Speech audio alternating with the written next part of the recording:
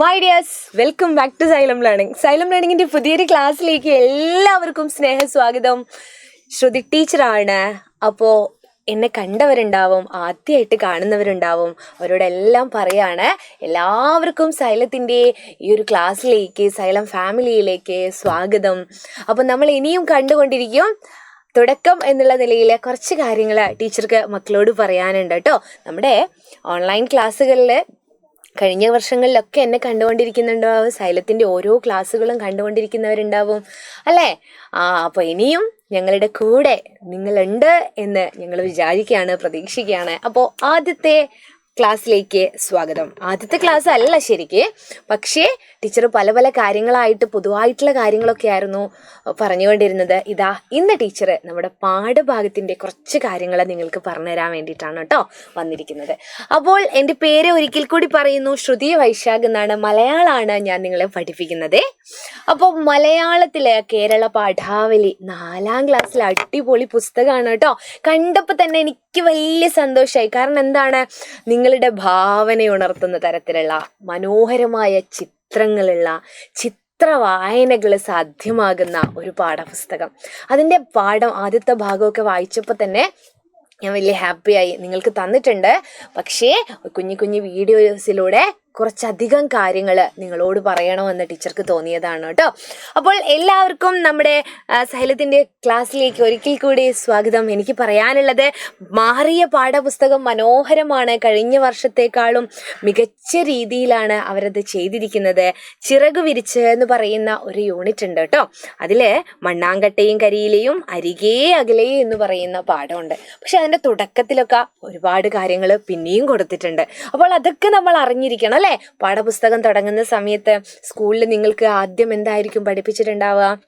തുറന്ന ഉടനെ അക്ഷരങ്ങളും ചിഹ്നങ്ങളൊക്കെ നിങ്ങൾ പഠിച്ചിട്ടുണ്ടോ എന്നൊക്കെ നോക്കിയിട്ടുണ്ടാവും. എന്നിട്ട് മാത്രമാണ് ചിറകു വിരിച്ച് എന്ന് പറയുന്ന ആ ഒരു പാഠത്തിലേക്ക് കിടക്കുകയുള്ളൂ അല്ലേ?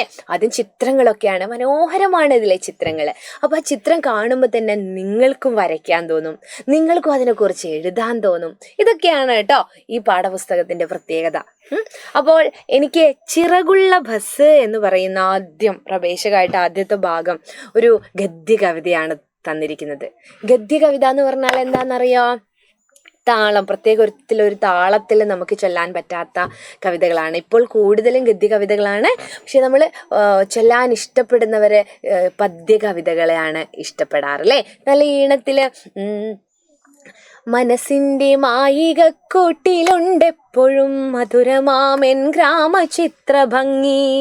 ഇത് ഒരു പദ്യകവിതയാണ്, ടീച്ചർ എഴുതിയതാണ്. ഇതിനൊരു ഈണമുണ്ട് അല്ലേ? ഇതേ ടീച്ചർ തന്നെ മറ്റൊരു കവിത എഴുതിയിട്ടുണ്ട്. അച്ഛൻ കുടിച്ചു തീർത്തതൊക്കെയും പെയ്തൊഴിഞ്ഞത് അമ്മയുടെ കണ്ണിലൂടെയായിരുന്നു. ഇതും ഒരു കവിതയാണ്. ഇതൊരു ഗദ്യ കവിതയാണ്. ഇതും ടീച്ചർ എഴുതിയ കവിത തന്നെയാണ് കേട്ടോ. അപ്പോൾ എനിക്ക് ഉദാഹരണമായിട്ട് എൻ്റെ കവിത തന്നെ പറഞ്ഞു തന്നതാണ്. അപ്പോൾ ചിറകുള്ള ബസ് എന്ന് പറയുന്ന ഒരു പേരിവിടെ കാണുന്നുണ്ട്, ഒരു ചിത്രവും നോക്കിയേ. ശരിയാണല്ലോ, ഇതാ മണ്ണിലല്ല, പറക്കുന്നുണ്ട്. ചിറക് വേണം പറക്കാൻ അല്ലേ? പക്ഷികൾ പറക്കുന്നത് നമ്മൾ കണ്ടിട്ടുണ്ട്, അതിന് ചിറകുണ്ട്. എന്നാൽ മറ്റ് ജീവികൾ, പൂച്ച പറക്കുന്നത് നിങ്ങൾ കണ്ടിട്ടുണ്ടോ? പൂച്ചയ്ക്ക് എന്തില്ല? പൂച്ചയ്ക്ക് ചിറകില്ല. പക്ഷേ ബസ്സൊന്നും പറക്കുന്നത് നമ്മൾ കണ്ടിട്ടില്ല അല്ലേ? ബസ്സൊന്നും പറക്കുന്നത് നമ്മൾ കണ്ടിട്ടില്ല. ഇവിടെ പേര് തന്നെ ചിറകുള്ള ബസ് എന്നാണ്. എന്താ പേര്? ചിറകുള്ള ബസ്. അപ്പൊ ബസ്സിന് ചിറകുണ്ടോ? ബസ്സിന് ചിറകുണ്ടോ? ഇത് നോക്കിയേ. ചിറക് ഇതാ. പക്ഷികളുടെയൊക്കെ ചിറക് എങ്ങനെയാണ്? ഇതാണ് ഒരു പക്ഷിയുടെ ചിറക് അല്ലേ? ഒരു പക്ഷിയുടെ ചിറക് ഇതാണ്. അപ്പോൾ അതുപോലെ കുറേ കുട്ടികൾ പുറത്തേക്ക് കൈ ഇങ്ങനെ ഉയർത്തുന്നു, അത് ചിറകാവുന്നു, ബസ്സിന്റെ ചിറകുകളാവുന്നു എന്ന് തോന്നിപ്പിക്കുകയാണ്. എന്നിട്ട് ബസ് പറക്കുകയാണ് ആകാശത്തിലൂടെ. ഇതാ പക്ഷിയുടെയൊക്കെ തൊട്ടില്ല എന്നുള്ള മട്ടില് മേഘങ്ങൾക്കിടയിലൂടെ. അപ്പോൾ ആകാശത്തിലൂടെ, മേഘങ്ങൾക്കിടയിലൂടെ, പുഴയ്ക്ക് മുകളിലൂടെ, കുന്നിന് മുകളിലൂടെ ബസ് പറക്കുകയാണ്. ശരിക്കും അങ്ങനെ സംഭവിക്കുക? ഇല്ല അല്ലേ? ഇതൊരു ഇമാജിനറി, സാങ്കല്പികമായിട്ടുള്ള ഒരു യാത്രയല്ലേ? ഒരു സാങ്കല്പിക യാത്രയാണ്. അപ്പോൾ നമ്മൾ ആ കവിത ഒന്ന് വായിച്ചു നോക്കിയാലോ? ആരാ എഴുതിയത്? അപ്പൊ എഴുതിയ ആളിനെ നമ്മൾ അറിഞ്ഞിരിക്കണം. വിഷ്ണുപ്രസാദ് എന്നാണ് എഴുത്തുകാരന്റെ പേര്. എന്താണ്? വിഷ്ണുപ്രസാദ്. കവിതയുടെ പേരാണ് ചിറകുള്ള ബസ്. ചിറകുള്ള ബസ്. നോക്കണേ, വിനോദയാത്രയ്ക്ക് പോകുന്ന ബസ്. നിങ്ങളും പോയിട്ടില്ലേ വിനോദയാത്രയ്ക്ക്? ഇവരും വിനോദയാത്രയ്ക്ക് പോവുകയാണ് അല്ലേ? ഒരു സാധാരണ ബസ്സല്ല, ഒരു സാധാരണ ബസ്സല്ല. ജനലുകളിലൂടെ പുറത്തേക്ക് വീശിക്കൊണ്ടിരിക്കുന്ന, ജനലുകളിലൂടെ ബസ്സിന്റെ ജനലുകളിലൂടെ നമ്മൾ വിൻഡോ സീറ്റിലൊക്കെ ഇരുന്നിട്ട് പുറത്തേക്ക് കാഴ്ചകൾ കാണും. ഇടയ്ക്ക് കൈയൊക്കെ ഇങ്ങനെ വെക്കുമ്പോൾ ബസ്സിന്റെ ഡ്രൈവറോ അല്ലെ കണ്ടക്ടറോ ആരെങ്കിലും അപ്പുറത്തുള്ള ആളുകളൊക്കെ പറയും, കൈയൊന്ന് ഉള്ളിലേക്ക് വെക്കാൻ പറ കുട്ടീനോട്, അല്ലേ? കൈയും തലയും പുറത്തിടരുത് എന്നൊക്കെ എഴുതി വെക്കും. പക്ഷേ ഇവരൊക്കെ എന്താണ്? അവരൊക്കെ പാതിയും പുറത്തേക്കാണ് അല്ലേ? കൈകളും പുറത്തുണ്ട്. കൈകൾ പുറത്തിടുമ്പോൾ നമ്മൾ ഭൂമിയിലൂടെ അല്ലെങ്കിൽ ഈ റോഡിലൂടെ കൈകൾ പുറത്തിടുന്ന സമയത്ത് മരമൊക്കെ അടിച്ചൊക്കെ പോകും അല്ലേ? മരത്തിന്റെ മുകളിലൊക്കെ അടിച്ചു പോകും, പോസ്റ്റിന് അടിച്ചു പോകും. എന്നാൽ ആകാശത്തിലൂടെ പറക്കുന്ന സമയത്ത് അടിച്ചു പോകാനൊന്നുമില്ല അല്ലേ? കൈ എവിടെയും അടിച്ചു പോകില്ല എന്നുള്ള ഒരു ഉറപ്പിന്റെ മുകളിൽ അവർ കൈകൾ പുറത്തേക്ക് ഇടുകയാണ് അല്ലേ? ജനലുകളിലൂടെ പുറത്തേക്ക് വീശിക്കൊണ്ടിരിക്കുന്ന തളിർ കൈകൾ. തളിർ കൈകൾ ആരെ കൈയായിട്ടാ? കുട്ടികളുടെ കൈയാണ് അല്ലേ? നിങ്ങളുടെ കൈ അതാ ടീച്ചറിനെ പോലെ കട്ടിയുള്ള കൈയാണോ നിങ്ങളുടേത്? അല്ല അല്ലേ? നല്ല സോഫ്റ്റ് ആയിട്ടുള്ള കൈയാണ്. അപ്പൊ തളിർ കൈകൾ. അതിനിപ്പോൾ മുളച്ച ചിറകുകളാണെന്ന് തോന്നും അല്ലേ? തളിർ കൈകൾ. ബസ്സിന് എന്താണെന്ന് തോന്നുകയാണ്? ബസ് ചിറകു മുളച്ചതാണ് എന്ന് തോന്നുകയാണ്. അപ്പോ എന്താ പറയുന്നത്? വിനോദയാത്രയ്ക്ക് പോകുന്ന ബസ്സാണ്. ഒരു സാധാരണ ബസ്സല്ല പോലും അത്. ജനലുകളിലൂടെ ഇവിടെ ശരിക്ക് കാണുന്നുണ്ട്. ജനലുകളിലൂടെ പുറത്തേക്ക് വീശുന്ന എന്താണ്? തളിർ കൈകൾ. ഈ കൈകളാണ് ഇവിടെ ചിറകായിട്ട് തോന്നുന്നത് അല്ലേ?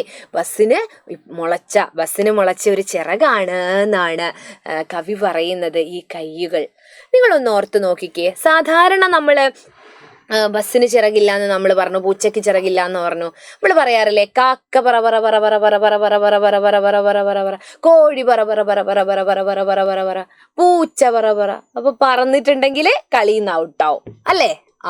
ആ രീതിയിൽ നമ്മൾ പറയാറുണ്ടായിരുന്നു. അപ്പോൾ ഇവിടെ എന്താണ് പറയുന്നത്? ഈ ബസ്സിന് ചിറകുള്ളതുപോലെ എന്ന്. ബസ്സിന് ചിറക് മുളയ്ക്കുന്നുണ്ടല്ലോ കവിതയിൽ അല്ലേ? ബസ്സിന് ചിറക് മുളയ്ക്കുന്നുണ്ടല്ലോ. എന്താണ് കവി ഉദ്ദേശിക്കുന്നത്? ചിറകു മുളയ്ക്കുക എന്ന് പറഞ്ഞാല് എന്താ ഉദ്ദേശിക്കുന്നത്? ഒന്നുമില്ല മക്കളെ, യാത്രയുടെ അതിരുകളില്ലാത്ത ഭാവനാലോകം തുറന്നിടുന്ന ശ്രീ വിഷ്ണുപ്രസാദ് എഴുതിയ കവിതയാണ് ചിറകുള്ള ബസ്. നമ്മളൊരു കവിത കിട്ടുമ്പോൾ അല്ലെങ്കിൽ എന്തെങ്കിലും നമ്മളോട് എഴുതാൻ പറയുമ്പോൾ അത് ആരെഴുതിയ കവിത അല്ലെങ്കിൽ ഏത് കവിത എന്ന് നമ്മൾ എഴുതും അല്ലേ? ആരാണ് എഴുതിയത്? കവിതയുടെ പേരെന്താണ് എന്ന്. അപ്പൊ കവിതയുടെ പേരെന്താണ്? ചിറകുള്ള ബസ് എന്നാണ്. ആരാണ് എഴുതിയത്? വിഷ്ണുപ്രസാദാണ്. അപ്പൊ യാത്രയുടെ അതിരുകളില്ലാത്ത ഭാവനാലോകം. ഇത് ഇമാജിൻ ചെയ്യാണ്. ചിറകുണ്ട് എന്ന്, പറക്കുന്നുണ്ട് എന്ന്, മലയ്ക്ക് മുകളിലൂടെ അല്ലെ, ആകാശത്തിന് മുകളിലൂടെ ഈ ബസ് പറന്ന് പോകുകയാണ് എന്ന് നമ്മൾ ഇമാജിൻ ചെയ്യും. അപ്പോൾ ആരെഴുതി എന്ന് നമ്മൾ പറയുന്നു? വിഷ്ണുപ്രസാദ് എഴുതിയ ചിറകുള്ള ബസ് എന്ന് പറയുന്ന കവിത. ഇനി പറയുന്നത് എന്താണ്? ആകാശത്തിലൂടെയും മേഘങ്ങൾക്കിടയിലൂടെയും പുഴകളുടെയും കുന്നുകളുടെയും മുകളിലൂടെയും സഞ്ചരിക്കുന്നതിൻ്റെ ആനന്ദം എത്രത്തോളം എന്ന് ഈ വായനയിലൂടെ നമുക്ക് ലഭിക്കുന്നു. വായനയിലൂടെയും നമുക്കൊരു സാങ്കല്പിക യാത്ര പോകാമെന്നതും ബസ്സിന് ചിറകു മുളയ്ക്കുന്നു എന്ന ചിന്തയിലൂടെ നമുക്ക് മനസ്സിലാക്കാം അല്ലേ? ഒരു സാങ്കല്പിക യാത്ര എന്താണ്? ഒരു ഇമാജിൻ ചെയ്തുകൊണ്ടുള്ള ഒരു ഇമാജിനറി യാത്ര അല്ലേ? നമ്മൾ സങ്കല്പിക്കുകയാണ് നമ്മൾ എന്തിൻ്റെ മുകളിലൂടെ പോവാണെന്ന്. ആകാശത്ത് ചന്ദ്രനിലേക്ക് പോവുക, അതൊക്കെ നമ്മുടെ പാഠത്തിൽ പിന്നെയും വരുന്നുണ്ട്. ആകാശത്തിൽ മേഘങ്ങൾക്കിടയിലൂടെ അല്ലേ, മരത്തിനൊക്കെ മുകളിലൂടെ, പക്ഷികൾ പറക്കുന്നതിനും മുകളിലൂടെ, കടലിന് മുകളിലൂടെ. ഞാൻ ചിന്തിക്കാറുണ്ടായിരുന്നു, കടലിന് മുകളിലൂടെയൊക്കെ പറക്കുന്ന ആ ഒരു കാര്യം അല്ലേ, എന്തൊക്കെ നമുക്ക് കാണാൻ പറ്റും, പേടിയാവോ എന്നൊക്കെ. എന്നിട്ട് നമ്മൾ എന്ത് ചെയ്യാറുണ്ട്, വെറുതെ ഇങ്ങനെ ഇരുന്നിട്ട് സങ്കല്പിച്ച് നോക്കാറുണ്ടായിരുന്നു. നിങ്ങൾ അങ്ങനെ ചെയ്യാറുണ്ടോ? ഇവിടെ വേണ്ടത് അതാണ്. ഇവിടെ ആളുകളൊക്കെ നോക്കുകയാണ്. സാധാരണ ആകാശത്തു കൂടെ പറക്കാറ് വിമാനങ്ങളാണ്, ഇവിടെ പറക്കുന്നത് ബസ്സാണ് അല്ലേ. അപ്പോൾ ഇതാണ് പറയുന്നത്, ആകാശത്തിലൂടെ മേഘങ്ങൾക്കിടയിലൂടെ പുഴകളുടെയും കുന്നുകളിലൂടെയും മുകളിലൂടെ സഞ്ചരിക്കുന്നതിൻ്റെ ആനന്ദം അതെത്ര വലുതാണ് എന്ന് ഈ വായനയിലൂടെ നമുക്ക് ലഭിക്കുന്നു അല്ലേ. വായനയിലൂടെയും നമുക്കൊരു സാങ്കല്പിക യാത്ര പോകാമെന്നതും ബസ്സിന് ചിറകു മുളയ്ക്കുന്നു എന്ന ചിന്തയിലൂടെ നമുക്ക് മനസ്സിലാക്കാം എന്നാണ് പറയുന്നത്. അപ്പോൾ ഇതാണ് ചിറകുള്ള ബസ് എന്ന് പറയുന്ന കുട്ടി കവിതയുടെ ഒരാശയം കേട്ടോ. ഇനി എനിക്ക് പറയാനുള്ളത്, സൈലത്തിൻ്റെ ക്ലാസ്സുകളാണ് നിങ്ങൾ കണ്ടുകൊണ്ടിരിക്കുന്നത്. നമ്മുടെ പ്രാണ ബാച്ചിൽ ഇതുവരെ ജോയിൻ ചെയ്യാത്തവർ പെട്ടെന്ന് ജോയിൻ ചെയ്തോളൂ. 4ാം ക്ലാസ്സിലെ ബാച്ചിൻ്റെ പേരാണ് പ്രാണ എന്നത്.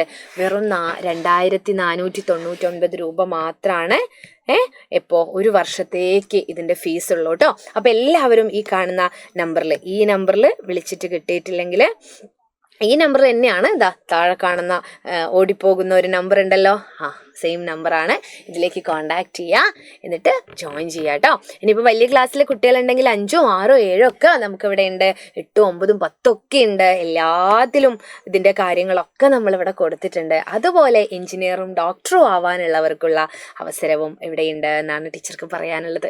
അപ്പോൾ മക്കളെല്ലാവരും എന്ത് ചെയ്യുക, നമ്മുടെ സൈലത്തിൻ്റെ ക്ലാസ്സുകൾ കാണുക, നിങ്ങളുടെ അഭിപ്രായങ്ങളൊക്കെ നമ്മളോട് പറയാം കേട്ടോ. അപ്പോൾ അടുത്ത ക്ലാസ്സിൽ ടീച്ചർ വരുന്നതായിരിക്കും. മലയാളവുമായിട്ട് എപ്പോഴും ടീച്ചർ കൂടെ ഉണ്ടാവും.